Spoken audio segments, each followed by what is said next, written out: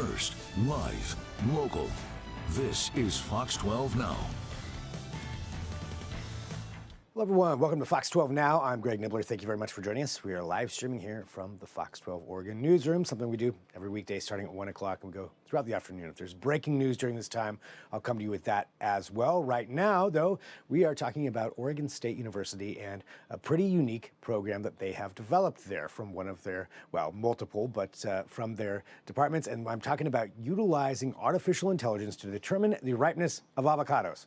I even brought in an avocado. I was going to eat this for my lunch. I don't know if it's ripe or not because I'm terrible at determining if that's the case. I either do it too soon, cut it open too soon, or cut it open too late. That's an issue for a lot of people. This is a bigger story than just finding out if avocados are ripe, but this is what they're using for testing this.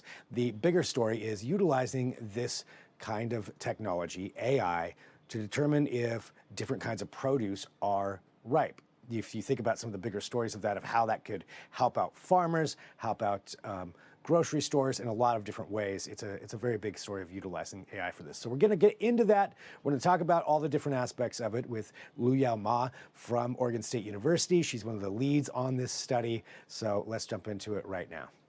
So my name is Luyao Ma. I'm assistant professor at Department of Food Science and Technology and Department of Biological Ecological Engineering at Oregon State University. And I'm leading the AI for Food research program. This is one of the research directions that my students and myself are interested in exploring this. So tell us, how did you go from, using artificial intelligence, using that to find out if avocados are ripe or not, and what led you to want to do this kind of study? This is one of my personal interests because I related to many of the consumers when we go to the grocery store. We pick up the avocado and we squeeze it. And it's so hard to determine how long we still need to store the avocado until it's edible. Or if it's still soft and sounds like edible by squeezing, but when we cut it open, sometimes it's rotten or brownish. So that I come up with this idea, how about we have the smartphone to take a photo of avocado without cutting it off and using AI to make a decision. And this is have a broader impact to the food waste and loss because around 30 to 40% of food and loss happen at household and the retailers. So it's it's not only, I agree, number one, it is really hard to determine, and I love avocados, but I'm really bad at picking them.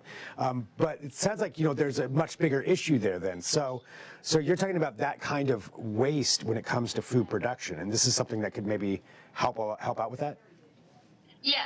Definitely. So the imaging plus AI, this whole technique not only can be used by a smartphone, but also if we set up those high-speed camera in processing, packaging facilities, it can help with the sorting of those avocados. So the packers and distributor can decide which batch of the avocado should be shipped local with a shorter shelf life or longer distance with a longer shelf life.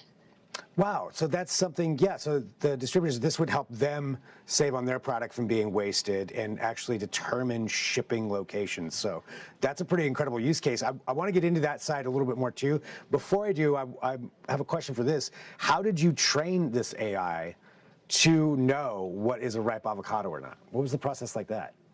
Yeah, that's a great question. So we collected more than 1,400 images of avocado at different ripen stage, and then we feed into these AI models.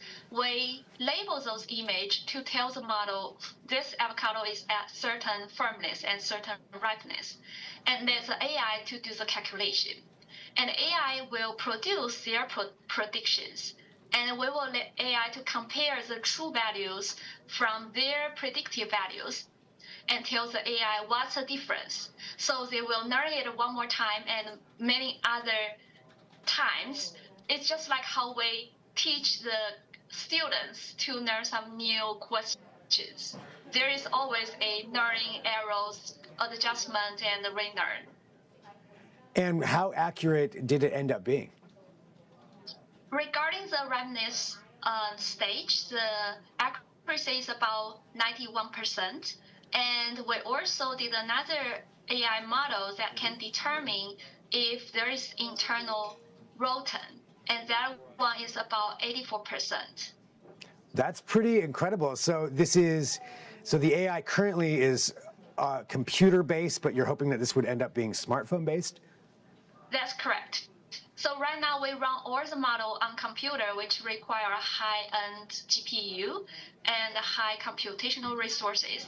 And right now our lab is developing those called lightweight machine learning models. So we hope it can be employed in the mobile app in the near future, so everyone can use their phone and take a photo and get the results right away.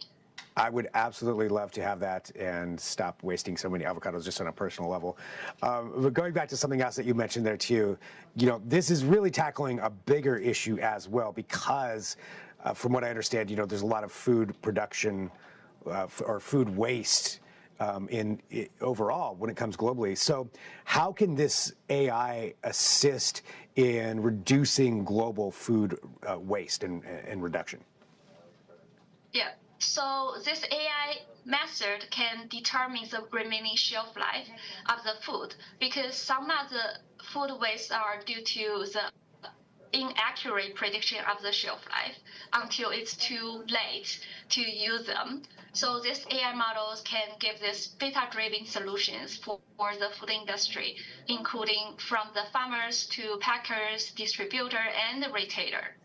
And of course, with consumers in this loop as well.